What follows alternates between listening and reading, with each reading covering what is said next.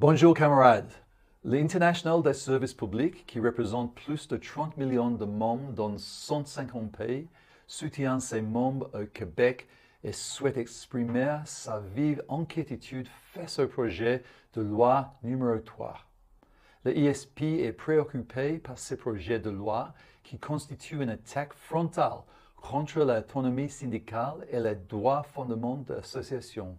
En effet, le gouvernement de Québec veut introduire de nouvelles règles qui pourraient limiter le droit des syndicats à organiser leur vie démocratique et à gérer leurs affaires internes. En particulier, le ISP dénonce fermement les restrictions à l'usage des cotisations facultatives. Cette disposition pourrait empêcher les syndicats de financer des actions sociales et politiques.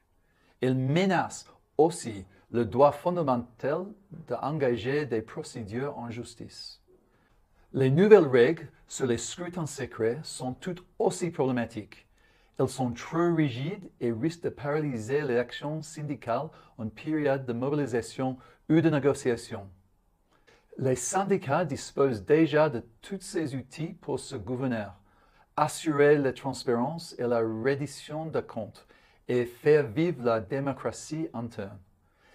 Ce projet de loi nous semble être une tentative de museler la voix syndicale dans l'espace public, de semer la division et d'affaiblir les solidarités.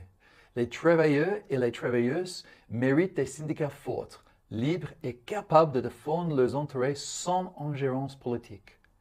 L'Internationale des services publics soutient le mouvement syndical québécois et ses affiliés dans leurs revendications, notamment l'appel au retrait de ces projets de loi et un véritable dialogue avec les organisations syndicales.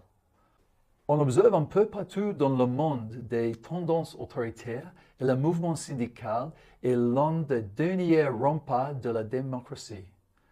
La vraie priorité pour le gouvernement devrait être d'agir en faveur des services publics forts dont ont besoin les populations, pas de s'attaquer aux organisations syndicales.